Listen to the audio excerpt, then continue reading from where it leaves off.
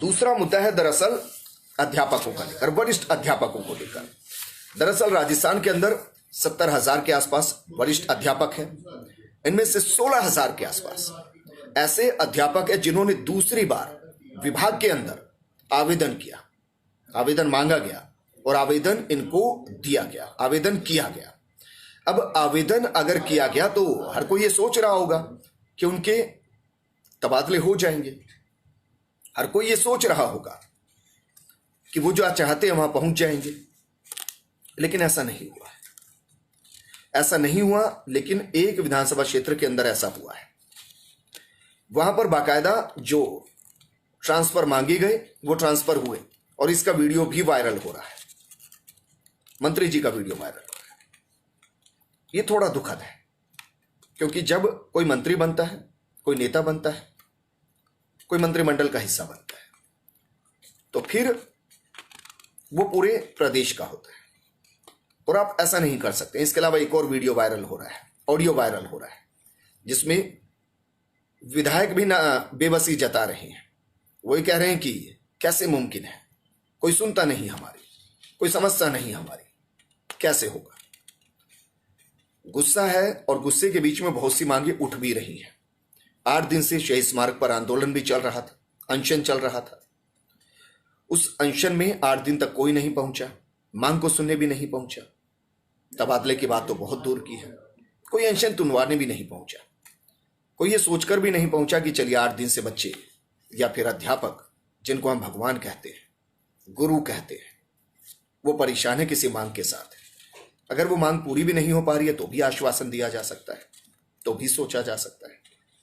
ऐसा नहीं हुआ और उल्टा बीजेपी से एक बड़े नेता पहुंचे, उन्होंने जूस पिलाया और अनशन को तोड़वा दिया।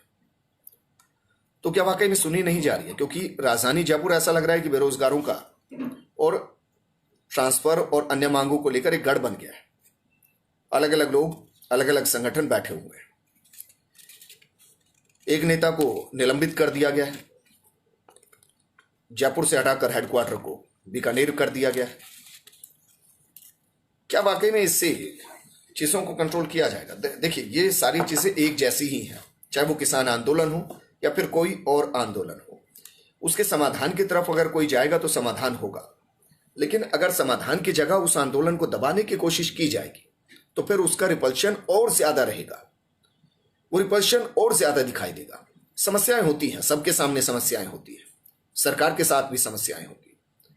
या हो सकता है कि वो इस सिचुएशन में ना हो, क्योंकि मैं मानकर चल रहा हूं कि अगर अभी नहीं होंगे तो फिर आचार संहिता लगेगी, फिर विधानसभा के इलेक्शन होंगे 4 के, उसके बाद फिर शायद ट्रांसफर के लिए खोले जाएंगे। लेकिन ठीक है, 4 विधानसभा क्षेत्रों के अगर इलेक्शन भी होंगे तो भी उसके अलावा 29 विधानसभाओं के अंदर ट्रांसफर हो सकते हैं, क्योंकि आचार संहिता सिर्फ उन 4 विधानसभाओं पर ही लागू होगी। बहुत से लोगों ने मुझे कहा कि सर इस पर थोड़ा सा अब बात कीजिए, तो इसलिए मैं बात भी कर रहा हूं क्योंकि दर्द वाकई में बड़ा है। और ये दर्द इसलिए बड़ा है कि एक विधानसभा में ट्रांसफर होते हैं और 199 में नहीं होते। अब जरा सोचिए, अगर 199 में ट्रांसफर नहीं होके 1 में ट्रांसफर हो रहे हैं तो इससे मंत्री जी पर ही सवाल खड़े हो रहे हैं। हो सकता है कि वो अपनी विधानसभा में सबके बीच में विख्यात हो जाए, लेकिन पूरे प्रदेश में वो गलत मैसेज दे रहे हैं। ये पक्षपात की राजनीति है, और पक्षपात भी नहीं कहूंगा, मैं कहूंगा कि एक कोरी राजनीति है। और राजनीति आप करते 22 में जाकर कर लेते, जब आपको इलेक्शन में जाना होता, उससे पहले कम से कम सबकी सुनते। अब सोचिए ना, आपका ही महकमा, आपके ही कर्मचारी, आपके ही विभाग के लोग आपके खिलाफ होंगे तो कैसा होगा? सबको कैसा लगेगा? लगेगा कि उनका मुखिया भेदभाव करता है, लगेगा कि उनका मुखिया उनके बारे में सोचता नहीं, लगेगा कि उनका मुखिया सिर्फ अपने क्षेत्र के बारे में सोचता है। एक मंत्री बन जाता है तो क्षेत्र तो पूरा प्रदेश हो जाता है, सबकी सुननी चाहिए। बहुत से ऐसे मजबूर होंगे जिनके माता पिता बुजुर्ग होंगे, उनके ट्रांसफर नहीं हो रहे होंगे। बहुत से ऐसे होंगे जिनके छोटे छोटे बच्चे होंगे, नई नई शादी हुई होगी, वो ट्रांसफर चाहकर अपने घर जाना चाह रहे होंगे, नहीं हो रहे होंगे। बहुत से ऐसे होंगे जिनकी खुद की परेशानियां होंगी, व्यक्तिगत परेशानियां होंगी, वो परिवार के बीच रहना चाहते होंगे, कईयों के इलाज चल रहे होंगे, उनके भी ट्रांसफर नहीं हो पा रहे। देखिए, ट्रांसफर करना विभाग की जिम्मेदारी है, और समस्याओं को खत्म करना भी जिम्मेदारी है।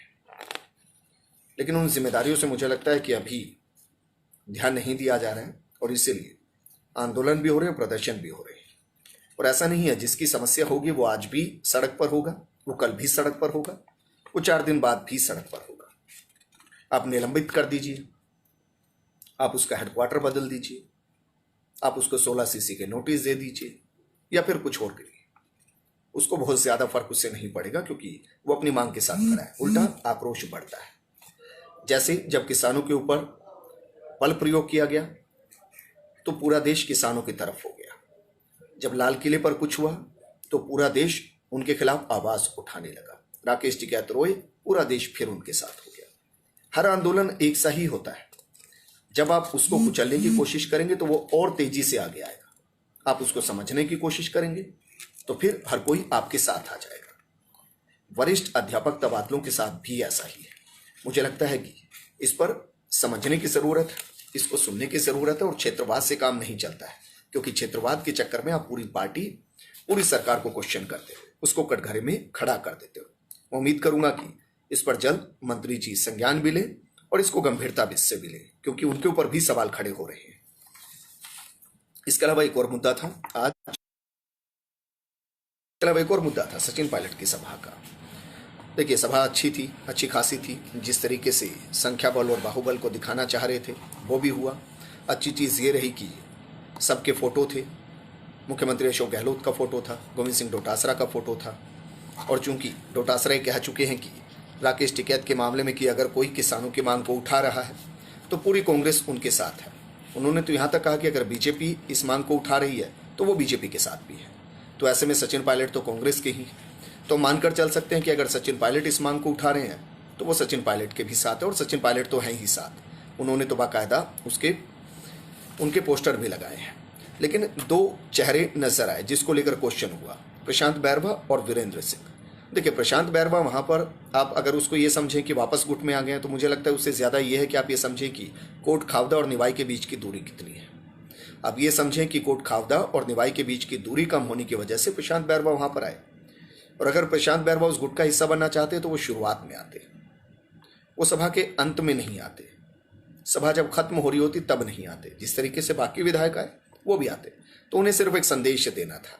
संदेश ये देना था कि वो किसान आंदोलन में किसानों के साथ हैं। साथ में ये भी संदेश देना था कि वो कांग्रेस के साथ है, किसी एक के साथ नहीं है। क्योंकि सचिन पायलट के साथ होना होता तो शुरू में होते, लेकिन ऐसा उन्होंने नहीं किया, वो अंत में आए। तो राजनीति में बहुत सी चीजें एक बॉर्डर लाइन के इधर और उधर घूम रही होती है। प्रशांत बैरवा भी इस वक्त उस बॉर्डर लाइन के इधर और उधर घूम रहे हैं। ना वो इधर है ना उधर है। कोशिश करें कि वो गहलोत के नजदीक रहें, लेकिन साथ के साथ सचिन पायलट से दूर भी ना नजर आए, क्योंकि शायद वो मौके की नजाकत को समझ रहे हैं। दूसरे हैं वीरेंद्र सिंह, जो कि पीसीसी के पूर्व चीफ नारायण सिंह के बेटे हैं, वो भी शामिल हुए हैं। तो ये कहा जा सकता है कि हाँ, 2+ तो रहा है। मतलब जिनको आना था उनके अलावा 2 और विधायक वहां पर पहुंचे हैं। इसके अलावा आचार्य प्रमोद ने फिर से ट्वीट किया। उन्होंने ट्वीट करके कहा कि जुल्मों की रात कितनी ही गहरी क्यों ना हो, सूरज निकलता है। साथ में उन्होंने सभा के फोटो भी शेयर कर दिए। अब वो लगातार इस मामले में इंटरफेयर भी कर रहे हैं और वो लगातार